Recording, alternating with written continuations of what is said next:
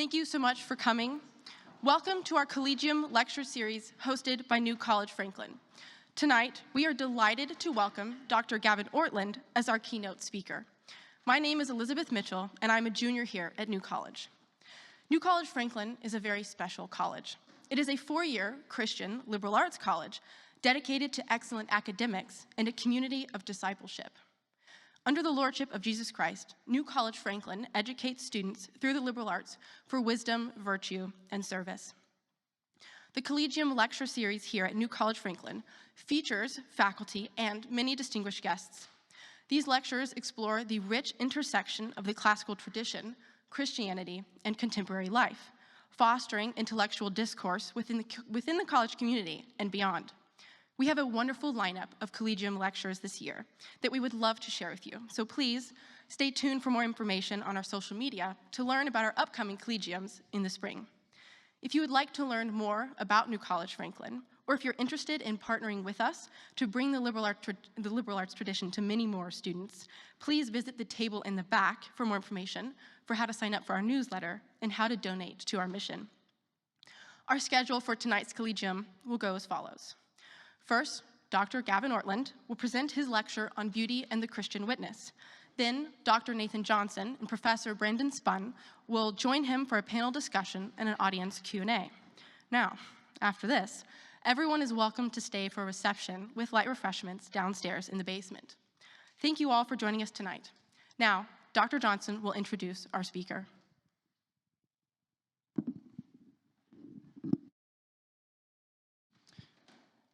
Thank you, Ellie. And slight correction on that, our reception will be in the kitchen upstairs. Yeah, sorry for that last minute change. It's my privilege to welcome tonight Dr. Gavin Ortlund. Dr. Ortlund is a pastor, a speaker, an author, and an apologist for the Christian faith. He is husband to Esther and a father to Isaiah, Naomi, Elijah, Miriam, and Abigail. So he's spreading the kingdom in multiple ways. He serves as president of Truth Unites. He's a theologian in residence at Emmanuel, Nashville, and visiting professor of historical theology at Phoenix Seminary. Dr. Ortlund runs the YouTube channel Truth Unites, which seeks to promote gospel assurance through theological depth. I would encourage all of you to go visit his YouTube page and check out the many resources that he has there and on his website. So please join me in welcoming Dr. Gavin Ortlund for Beauty and the Christian Witness. Thank you.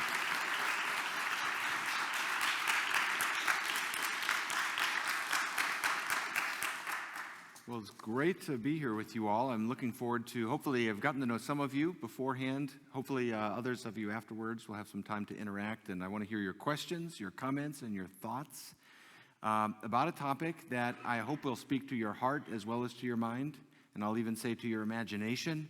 There'll be several C.S. Lewis quotes from his literature that are designed to help us think imaginatively, and I think that's kind of the whole point tonight. To think about that in relation to the gospel, first to our own hearts, and then how do we share the gospel right now? If we can state the main driving heart behind my comments tonight, it would be that we live in a very difficult, volatile, and dark time. There's a tremendous amount of anxiety and fear around us. I think we feel that. You can just sense it sometimes walking around, but we have hope to share to a world that is in that state. We have the food that is the answer to that hunger. And I want to think with you all for a few moments about how do we share that right now, even asking the question, how is it different now versus even just 10 years ago? So if we were to say, how might you find yourself sharing the gospel, the good news of Jesus Christ, which we'll define as we go, differently in 2025 as opposed to 2015, that'll get the wheels rolling in the right direction, and we'll have a chance to interact a little bit about this. Let me start by referencing Leslie Newbegin. Some of you may have heard of him. He left Great Britain to be a missionary in India. He left in 1936. He spent 4 decades serving and laboring for the gospel in India. He returned back home in 1974, so just under 4 decades. And when he got back, he discovered that his home sending culture had changed so much that it was now a more difficult mission field than India had been during any time that he was there. He said Western culture had become a secular society without gods, and that's, after Islam, in his estimation, the most difficult mission field for the gospel. And yet, he was basically pointing out that churches had under-responded to that missiological challenge. They were still functioning as though they were in the 1930s, not as though they were in the 1970s, and therefore they were not as effective in their gospel witness as they could have been, humanly speaking. I often think about that span of time, 4 decades, 1936 to 1974 in Great Britain, and the immediate question that, if you're like me, springs up, and it's fun to think about this, we'll think about it together, is how has Western culture generally continued to change from 1974, now 50 years later, roughly, and even in the last few years, even in the last 10 years, what has changed that affects how we share the gospel with our friends, our family members, our coworkers, our neighbors. It starts with a heart of love and compassion for the people around us. And yet, as we get into conversations, we realize this is not formulaic. We need wisdom, and we need the Holy Spirit's help for knowing how we make the gospel clear to those around us right now in the culture. So what I want to do is identify 5 things that I think have changed in the last 10 years about modern Western culture. I'll be curious if you agree with these, if you would have chosen different ones, if these resonate with you. And then that'll be sort of the bad news first, because each of these is a tremendous challenge. Then we'll get to the good news of what are some of the opportunities we have to respond to those 5 changes. This will go very fast, but hang with me, and I'm curious if you will be able to recognize this in your own observations of the world, whether personally through social media, that's one of them, we'll talk about a bit, or on the news or elsewhere. First change, scandal and abuse. This is the most painful one, I think. Scandals and abuse have come to light throughout all of society, including, unfortunately, within the church. And it's impossible to say just how much pain can be inflicted upon people as a result of this. But one of the consequences that you see is a tremendous amount of distrust in institutions and in leaders. And unfortunately, that's true for the church as well. I don't know that it's ever been as difficult as it is right now to be a pastor, or to be a Christian leader of any kind, or really to stand up firmly for anything, because it feels like you're a lightning rod just to stand up and speak clearly about anything. And the culture has never quite felt like that to me. And I talk to older people I know, and they say in their lifetimes as well, it hasn't felt like that to them. This is a huge challenge for us in thinking about evangelism, which means sharing the gospel, because the most important factor in any act of communication is trust. Sounds simple, but it's very, very true. If you're starting from a trust deficit, that affects how you can communicate the gospel. And right now, simply to own the name of Christ will, for some people and in some contexts, bring up these kinds of concerns. There's a leadership skills coach who holds seminars in the UK teaching people about leadership skills, and he said everything has changed for his job in the last 5 years. He said that in 2023, so we're in that 10-year window I've identified.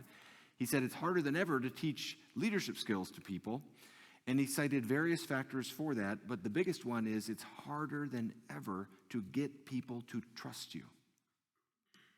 And of course, that's a crisis. That's a huge problem, because trust is the most important factor in institutional health and in any act of communication, but that's now the environment in which we are communicating the good news of Christ to people around us. So we're starting from a trust deficit in many conversations, more so than, say, 10 years ago. If you want to know what it feels like to start from a trust deficit, imagine you become the CEO of a company, and the previous 3 CEOs have all been fired for financial mismanagement. So you're coming in and you're working from a trust deficit. You've got to regain lost credibility. That's what it's like to share the gospel in 2025. We need to think about what does that mean for how we approach the task. A second change over the last 10 years, the cultural and political polarization. On both the conservative and the liberal side, the extreme voices seem to be getting louder. Each side seems to have more anger and hatred for the other side. And unfortunately, as a society, it seems as though we are losing our ability for civil disagreement. Increasingly, the assumption seems to be that if the person on the other side is wrong, they're not simply mistaken, but they are in fact evil, which is very toxic for any sort of communication. The social psychologist Jonathan Haidt helps us understand some of the factors behind this and how worrisome this is. I was reading a while back an interview that he did where he was speaking about 2009 as a watershed year for the cultural and political polarization. And I kept trying to think, what happened in 2009? And of course, my mind went to the big things in politics and culture and so forth. But for him, he said that was a watershed year because Facebook added the like button and Twitter added the retweet function, which you might not think would have an impact upon cultural discourse. But here we are. We've got to acknowledge this as one who spends a lot of time on social media, but feels like I'm pulled there from a missionary impulse. We have to reckon with the fact that social media is a major game changer in human history, and it is affecting how we communicate with each other, and it is accelerating various kinds of tribalism. And we need to be reflective about that as we seek to communicate the gospel to people.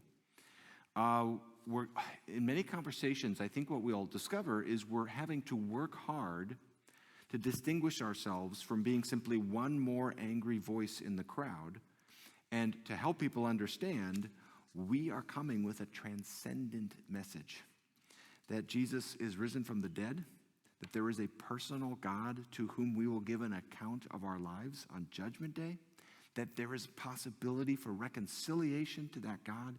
You know, these truths of the gospel don't fit into one side versus another in culture wars, though they have implications for them. But we're not just using Christianity down here to win a fight.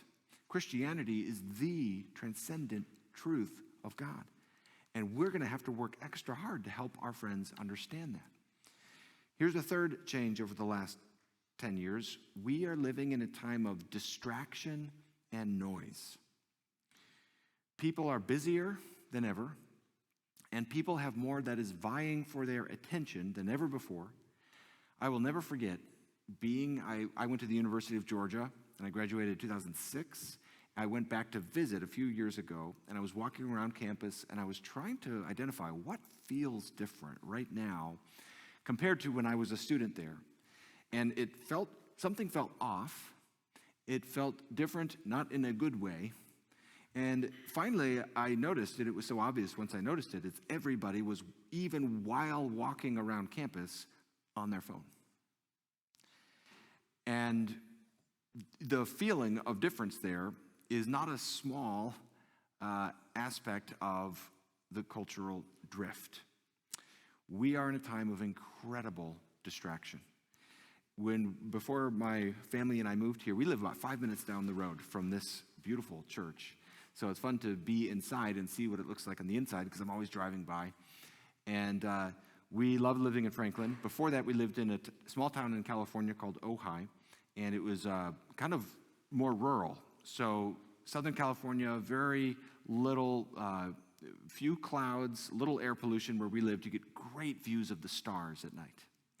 And we have 5 young kids. At a certain point, we bought a trampoline for our kids, and great for them. But also, I got in the habit of going and lying on the trampoline on summer nights before I would go to bed and just look at the stars.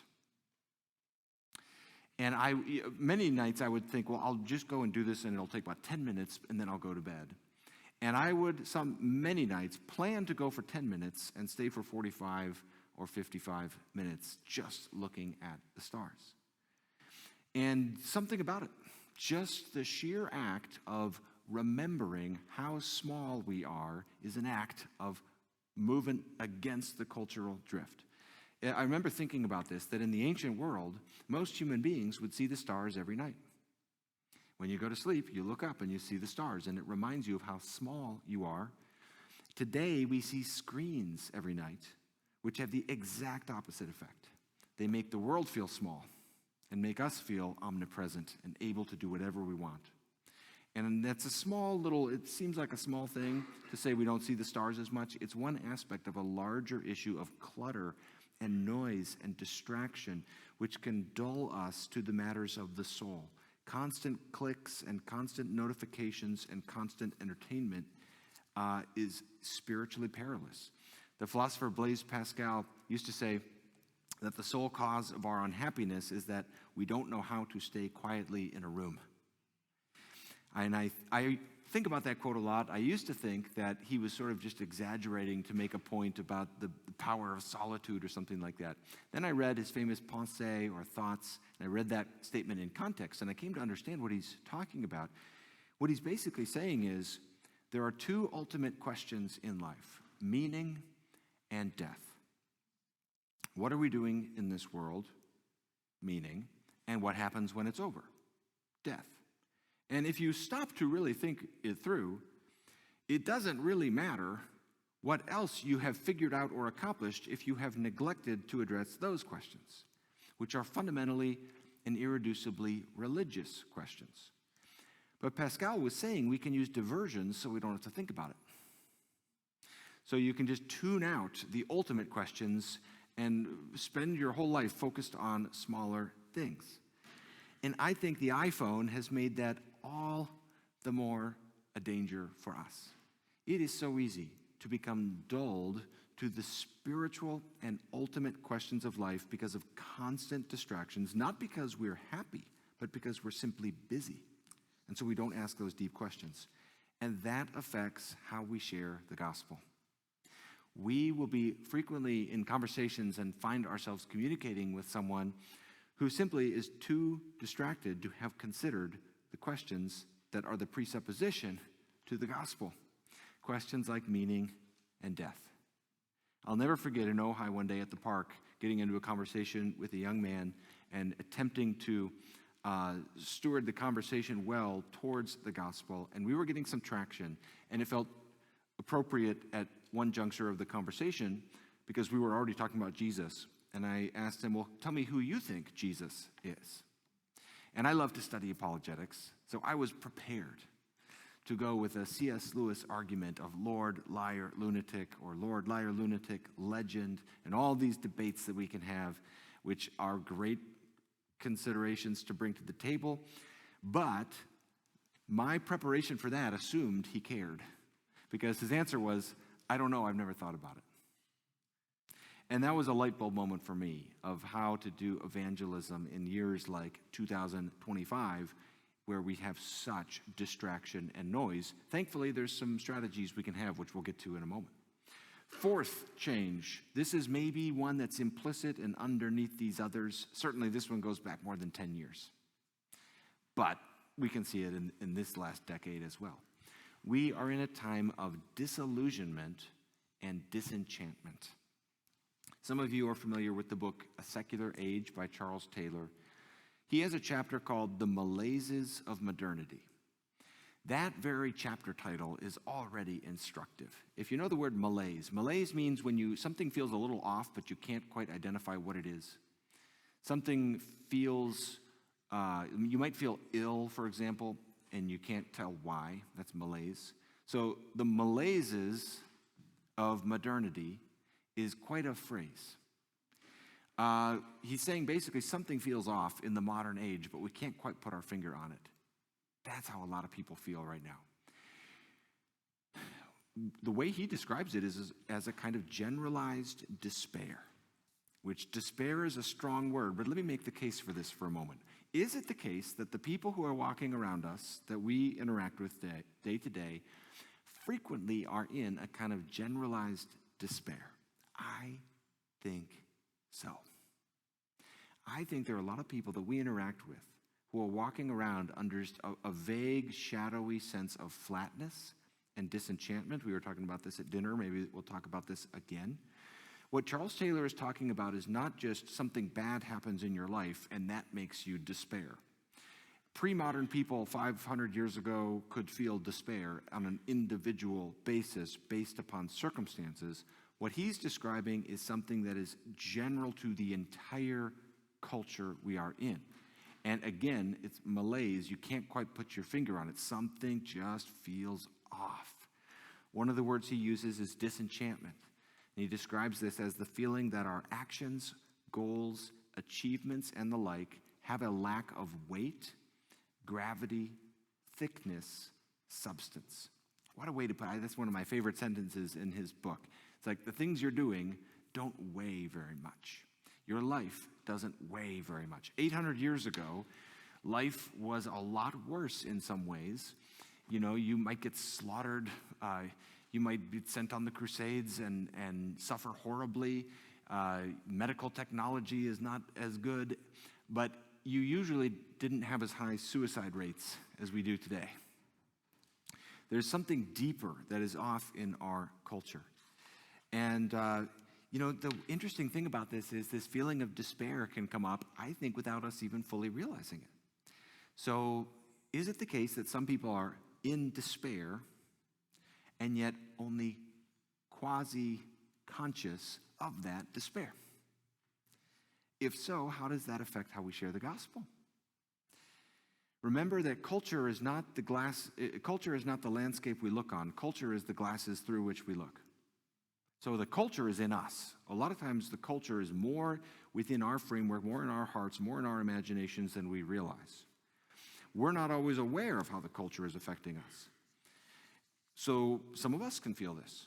I don't think it often results in a conscious thought of being in despair. I think a lot of times the way it manifests would be a loss of idealism, a settled cynicism, various forms of addiction, major struggles with anxiety and depression, things like this. And I think it's worth thinking about, what does that mean for how we share the gospel? There's a pastor who said, in modern culture, it will often take years for people to come to terms with their deep unhappiness. By deep unhappiness, he's thinking about the kind of unhappiness that works itself out as you're going through the decades. And it's just there, and it's like malaise. And over the years, you've slowly got to attend to it and attune to it. This is why a lot of young men start struggling with depression as they get into their late 30s and early 40s. And oftentimes right simultaneous to incredible success in their career. And then this fatigue of depression sets in. That's a cultural phenomenon. What is going on with that? In one of C.S. Lewis's novels, That Hideous Strength, there's a character named Mark who functions along with his wife as a kind of personification of modernity.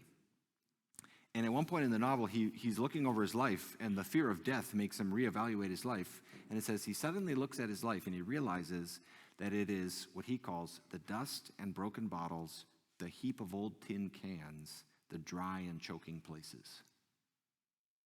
Of course, as always, C.S. Lewis puts it better than any of us probably could have in trying to describe modern disenchantment and despair, the dry and choking places. Some of you know what that feels like. That is the environment in which we have to communicate the gospel, and it presents some opportunities for us to think about. Fifth and final thing over the last 10 years, though I don't think this one is only 10 years. I think this one is longer, and that is loneliness and fragmentation. Now this is, you could write a whole book on this one. There's so many factors, people moving around more, families working differently. I think this one, the loneliness in our culture, it is perhaps the least noticed of our ills. When we, some of the things we look around, we see, we can tell we have an issue with anxiety. We can tell that's a problem in our culture. You're more aware of that. Loneliness is often something we're not aware of, but it is a huge characteristic of modern Western culture and affects all of our lives, I think. A good case can be made this is just as devastating as any of these others we've mentioned. I'll never forget. I'll share when this one hit me. I was writing my doctoral dissertation on a medieval monk named Anselm, and I was, in the context of my research, spending time reading his letters. Sometimes through letters, you get a different window into someone's personality and into who they are than in other writings that they write. So I'm reading his letters. I'm seeing him speak to other monks who, and he's really close. He has these amazingly intimate friendships. So much so that modern scholars erroneously sometimes think that he's expressing inappropriate love and longings in these letters. And that's wrong. Anselm knew these letters would be publicly circulated. The problem is, in our culture, we have such a low view of friendship. Because Anselm is writing these letters to other monks, and he's talking about how his soul can be fused through love to the soul of the other monk. And at times, he's even making it sound like there's this sort of entwining spiritually that happens through friendship. Of all the things that Anselm taught me, that was the one I did not see coming. That you go and you read a medieval theologian and you're going to realize how incredibly impoverished our view of friendship is. Because that, of course, led me into a broader question, and I realized that that is not unique to Anselm, that the ideal of friendship as the highest form of love in certain respects goes all the way back through the Christian tradition, is even present in some ancient pagan thinkers. Biblically, we would locate this in passages like 1 Samuel 18:1, where it says, the soul of Jonathan was knit to the soul of David, and Jonathan loved him as his own soul. So the verb knit there is what Anselm is drawing from when he's saying, basically, my soul is so intertwined with yours that it's agony to be apart. And I'm reading these letters, and I'm realizing how many people in our culture have never experienced that or even realized they're not experiencing it. You know, the way Sam and Frodo in The Lord of the Rings genuinely love each other, and it's a deep friendship. How many people have that? How many young men, for example, in our culture have anyone in their life to whom they can unburden their heart and say, here's how I'm really doing in my life. Here's what's really going on inside my heart. I suspect many have never had conversations like that. And the loneliness is so thick and entrenched around us, we don't even notice it. C.S. Lewis in The Four Loves talks about how that is an eccentricity of modern Western culture. In the ancient world, friendship was seen as the highest ideal of love in many respects. But today we see it as just a sort of arbitrary add-on to life. Let me just read how he put it. Quote, to the ancients, friendship seemed the happiest and most fully human of all loves, the crown of life and the school of virtue. The modern world, in comparison, ignores it. It is something quite marginal, not a main course in life's banquet, a diversion, something that fills up the chinks of one's time. End quote. I think actually a lot of social psychologists are starting to realize the impact of this, and you can see people writing and doing more work on this area, the problem of how fragmented our lives are and the damage that that causes. Interestingly, I don't know if you remember this or heard about this, Japan, after years of evidence indicating that loneliness was contributing to massive mental and physical disease and suicide, appointed a new cabinet position in 2021 to address that problem, the Minister of Loneliness. If that doesn't give you a window into modernity and the problems we're facing, well, that can help us a lot, hopefully, to understand the problem. Now, those are 5 examples. We could add on more. If we were to talk further, I'm sure we could develop each of these and add on more. I don't think we need to be convinced that we live in a unique time and a challenging time. I think most of us feel that. However, that is not all bad news. We have unique opportunities for the gospel right now. In the gospel of Jesus Christ, we have the food for which the world is perishing with hunger. The gospel speaks to every need in the human heart. It speaks to any need you brought in with you tonight to this room. It calls us out of loneliness into the greatest tradition and community that goes all throughout human history back to Cain versus Abel. It summons us out of disenchantment into glory and joy and fellowship with the living God. It speaks to each one of these needs. And so the task we have, and it's an exciting challenge, is to think, how do we convey the hope of the gospel right now with wisdom and with skill? Look at the way Jesus interacts with people. There's such wisdom in the questions he poses. Look at the way the Apostle Paul preaches differently in different contexts in the book of Acts. There's such wisdom in his approach. And we want to have wisdom today. So one particular opportunity that I would like to emphasize and take the remaining time of this lecture to really press into our hearts and our minds and our imaginations as much as I can is the beauty of the gospel. Beauty has a way of cutting through distraction and disenchantment and even distrust to touch the hearts of our friends and family members and neighbors. I've known many people, and I know some of you have as well, who the doorway for them to come to Christ was through fiction like The Lord of the Rings. And you might wonder, how is it that a piece of fiction can draw someone toward Christ? One of the answers may be that there is a beauty in this story that simply cannot be accounted for within the limits of an atheistic worldview. I remember an apologist that I know sharing about his experience 2 different evenings, giving a series of talks. The first night he was giving arguments for Christianity, and the audience was very hostile to him. The second night, he didn't argue for Christianity. He simply tried to point out the emotional implications and emphasize the absurdity of the human condition without God. And he got a completely different response. That second address, looking at the absurdity of life without God, pierced through their defenses and got their attention because it raises questions that, honestly, everybody cares about. If you can just be like Pascal and get people to sit quietly in a room for long enough, okay, and get them to think about meaning and death for long enough, you can have a better conversation about the gospel, because everybody cares about meaning and death. And everybody cares about beauty, which helps us attend to those questions. And,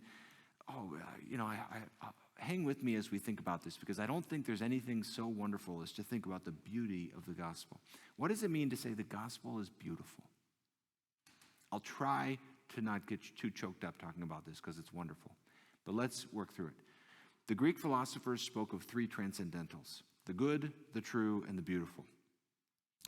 Historically, Christian theologians have put an enormous amount of thought into how we can commend the gospel as all 3.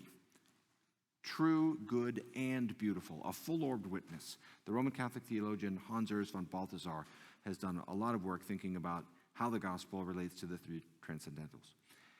In his Pensée, Blaise Pascal spoke of this a great deal as well, and he proposed a 3-fold strategy for commending the Christian faith to those who don't believe. Let me just read this. You might have heard this before. There's a lot of wisdom and shrewdness packed into this short little paragraph. He says, "Men despise religion. They hate it and are afraid it might be true. The cure for this is first to show that religion is not contrary to reason, but worthy of reverence and respect. Next, make it attractive, make good men wish it were true, and then show that it is." End quote. So summarizing there, he has 3 steps. He says, first, you have to show that Christianity, that's what he means by religion in that context, is respectable. You have to get a foot in the door to even have a conversation. If someone perceives your religious faith to be utterly ridiculous, that's a barrier. So there's a place for that kind of ground-clearing work. Second step, he says, make good people wish it were true. That won't be totally in your power. And remember, he says good people. Nonetheless, that comes second. Then he says, show that the gospel is true. Many of our efforts at evangelism and apologetics start at that 3rd step, as though if we just have a strong enough argument and a compelling enough case, that will carry the day. This principle, by the way, applies not just to evangelistic conversations, but to all kinds of conflict resolution and all kinds of disagreements. Start by trying to reach the heart of the person that you're talking to. So what does it look like to help our friends understand the beauty of the gospel right now? Let me give an image from The Lord of the Rings that can get the train of thought moving for us. You may remember this scene. I'm sure you've heard this quote, but you may have not heard it read in context. This is when one character wakes up from a sleep, and he's suffered terribly. And when he wakes up, he's greeted by an old friend that he thought was dead. And he realizes he's not dead, he's alive. And it says that the joy that fills him is so powerful he's unable to speak. Then he breaks into laughter, and it says the laughter was like water on parched land. And it says the laughter of his friend fell upon his ears like the echo of all the joys he had ever known. I often think that will be the first 30 seconds of heaven, the echo of every joy you've ever known. And then he says, I feel like spring after winter and sun on the leaves, and like trumpets and harps and all the songs I have ever heard, is everything sad going to come untrue? That is a great picture. You've probably heard that phrase, everything sad coming untrue. We'll return to that in just a second. Why does he say not just is everything sad over? But that is such a great picture of how the gospel should land upon a troubled heart. The people who are walking around us that we see when we're at the ATM or we see when we're at the restaurant, and we can feel the sense of quasi-despair floating around. What the gospel should do to troubled hearts in 2025 is land like that. This sense of unbelievable joy.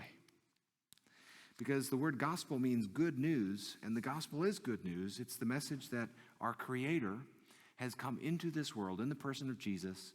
Jesus lived a righteous life, the perfect life. He died an atoning death for us on the cross. He rose again from the dead so that anyone who repents of their sin, bows the knee before God, before Christ, surrenders their life, places their faith in Christ, follows him, is reconciled to God, has eternal life, has forgiveness of sins. And that with that, God is going to make all things new and restore the world to how it ought to be. And the first installment of that has already come in Jesus' resurrection. And if that message is true, it literally does mean that one day everything sad will come untrue. There's a sense we would just say that is what the gospel does to the world. And therefore, coming to believe the gospel is like waking up inside a fairy tale that is actually true. How does it, what I'm trying to press on here, work with me if the images don't help you. Hopefully you see where I'm going with this. I'm trying to help us feel the emotional implications of the gospel. To feel that sense of supreme joy at thinking, my sins are forgiven. I have heaven as my true home, and I'm reconciled to God. And to believe that should feel incredibly happy.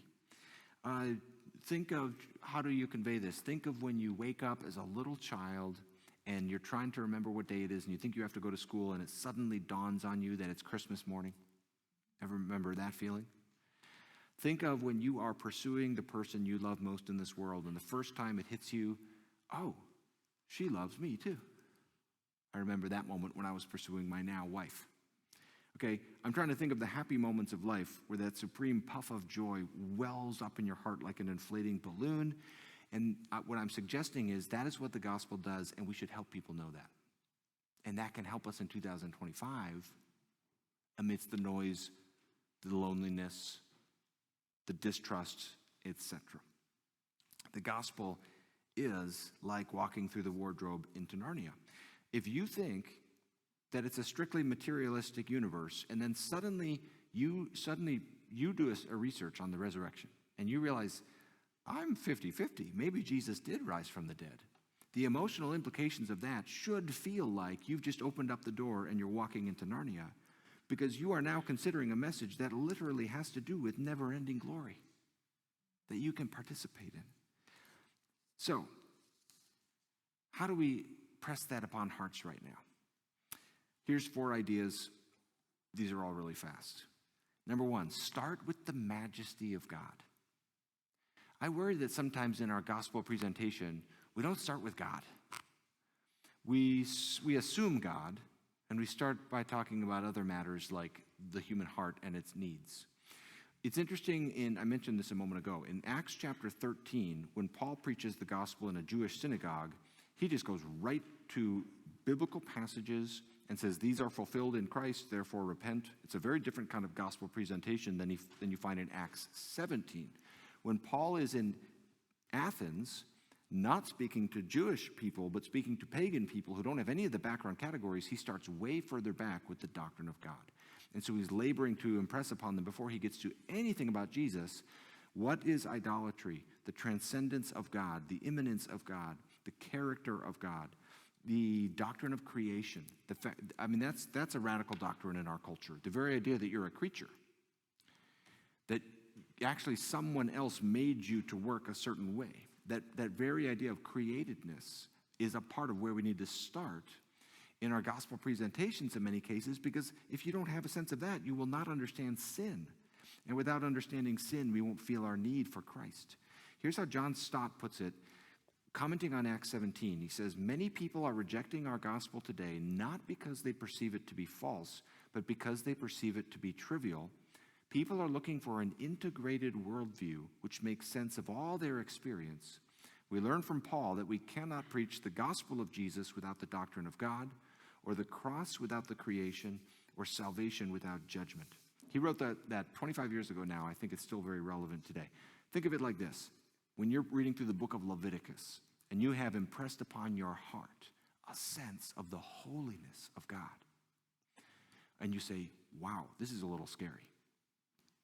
People need to feel that in the context of our evangelism. If there's no sense of the fear of God, it'll be very difficult for them to understand the cross of Jesus. Here's the second thing. Kindness. I think our culture is aching for kindness right now. Kindness is often most needed when it is in short supply. And it is in short supply right now. But underneath the anger and the fear that is so evident, people are thirsting to be cared for and loved.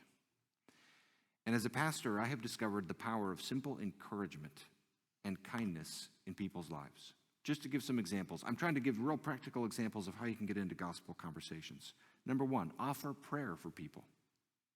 It is amazing how many people will respond positively to an offer for prayer. And how many times that will lead you into a further conversation that can get you to the hope of the gospel. Sometimes when you're doing ministry, one of the things you experience is you're overwhelmed by the amount of pain in people's lives around you, and sometimes you're not sure what to do. The simple act of offering prayer for others, saying, hey, just noticing. Sometimes the Holy Spirit will use this much, is if you're just paying attention and you notice someone and you just follow up and say, hey, I noticed this. Are there any ways that I can pray for you? Amazing how many doors that will open. Here's another one. Build deliberate encouragement into your schedule.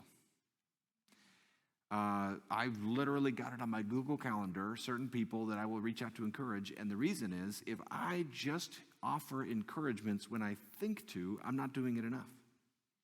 Because I won't, and so many times, I'll have it on my calendar and I'll send out an encouragement.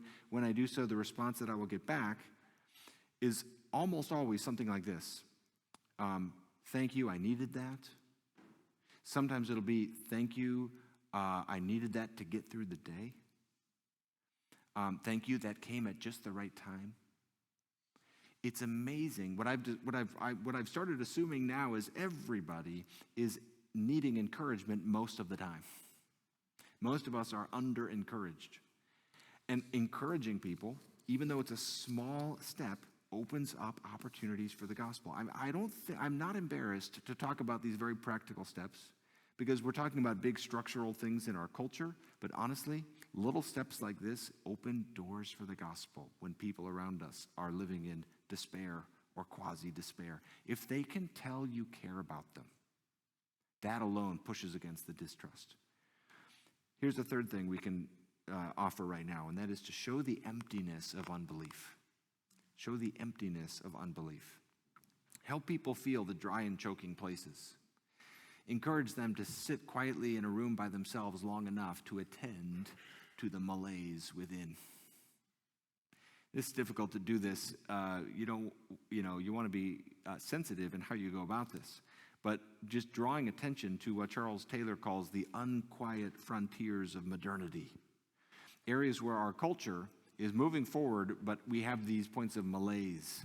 We have these points of deep uncertainty, where we feel nostalgic like the prodigal son longing to go back home.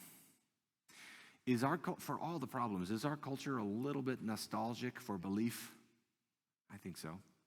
I think a lot of young people right now are realizing what we're doing, it's not working. And hearts are open to the gospel in that. That's why I'm saying I think right now is a unique time for evangelism and for sharing the hope of Christ. The deepest passion of my life is to try to be a friend and evangelist to young people. That's what we do on YouTube. I want to serve people. I want to bring food to hunger, to spiritual hunger. I know you do as well.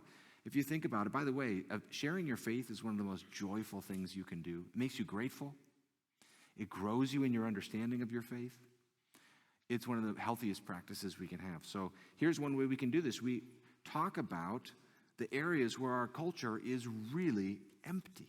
Let me give two examples: love and justice. Charles Taylor talks about these as the unquiet frontiers of modernity. Most secular people around us aren't willing to part ways with that innate feeling way deep down that love and justice really matter in some transcendent way.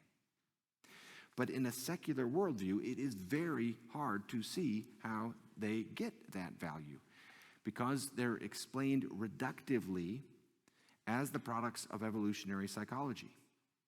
Basically, we value love and justice because it helped our animal ancestors survive.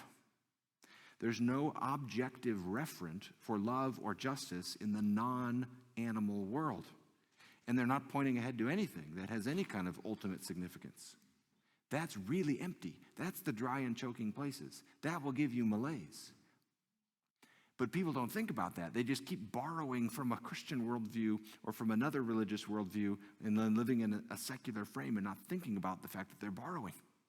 And so we have the task of lovingly and gently pressing that point of inconsistency.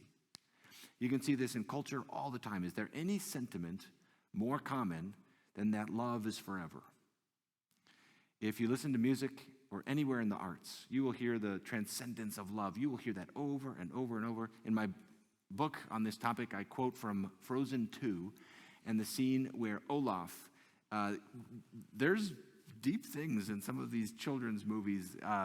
That movie is exploring themes of transience versus permanence, what really lasts and what changes. And there's a scene where Olaf says to Anna, "Hey, Anna, I just thought of something that is permanent." And she says, "What?" And he says, "Love." Now, right there, in a children's movie, you're into philosophy. Because all you have to do is ask, is he right? Is love permanent? If you're in a secular worldview, it isn't. In a secular worldview, love is just a survival mechanism in the evolutionary process. That's the kind of thing we do well to draw attention to. Because we have, the beauty. We have the goods in the gospel. We have the thrilling opportunity to tell people that love is permanent. God is love. 1 John 4:8. Love has been reverberating between the Father and the Son and the Spirit for literally all eternity. Love is more real than time and space. And we get to tell people that. And that will land upon a heart like that scene in The Lord of the Rings. Here's the last opportunity. I'll finish with this. Emphasize the hope that the gospel offers. I think people are looking for hope right now, and many will even admit it. Many will even admit that their traditional sources of hope are failing them. But of course, if Jesus rose from the dead, it means hope. Two of the ways we can draw attention to that is, first of all, the resurrection of Jesus means that suffering can be redeemed. When Jesus rose from the dead, what happened is that the worst evil that ever happened, the crucifixion of the Son of God, wasn't merely overcome in some general way. It was actually redeemed and turned to good. At the empty tomb on Sunday morning, God didn't simply get through Good Friday. He turned it to good.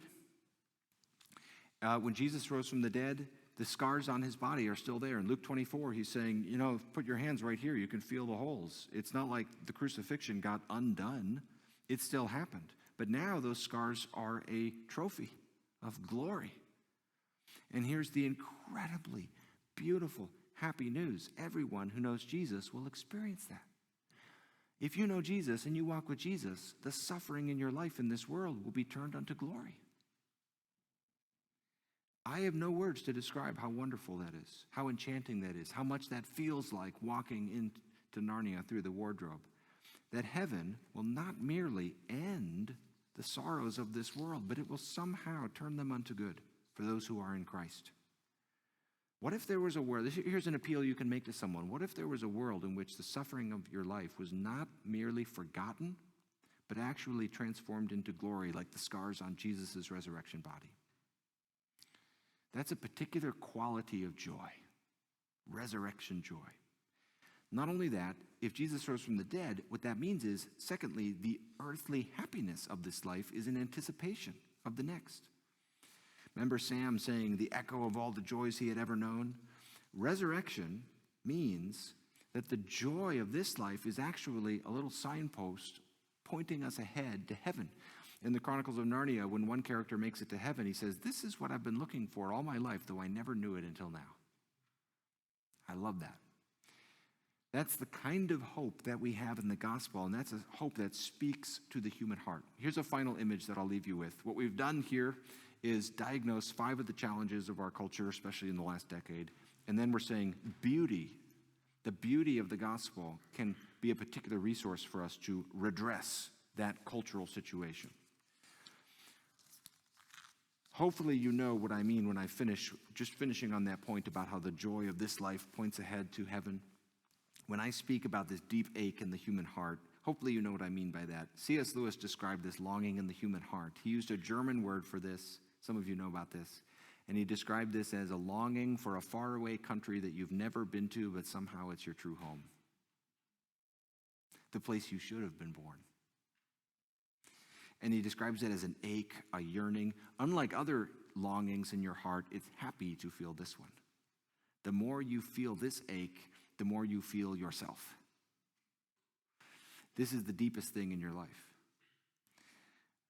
Maybe you know about, maybe you can relate to that. I certainly can. For me, being in nature, I'll be on a walk at night, I'll hear the wind come rustling through the leaves in the trees, and this longing will come over my heart that I can't possibly put words to. This ache in the human heart is that longing for something you can't quite name. In one of his novels, one of the characters describes it like this. She says, "The sweetest thing in all my life has been the longing to reach the mountain, to find the place where all the beauty came from, the place where I ought to have been born. Do you think it meant nothing, all the longing for home? For indeed, now it feels not like going, but like going back." That's another characteristic of this deep longing in your heart, is it's a longing that on the one hand is very foreign, on the other hand it's very familiar. It's a longing for something very far away that somehow is your true home. If the gospel of Jesus Christ is real, then that longing in you is not a deception you have to numb. It's something actually to attend to. That is a longing for God and for union with God, to see and behold the glory of God. And one day it can be fulfilled in heaven. That's a message of hope we have to share with other people right now. I'm going to sit down, we're going to rearrange the stage, and then we're going to have some discussion for a little bit. Thanks for listening.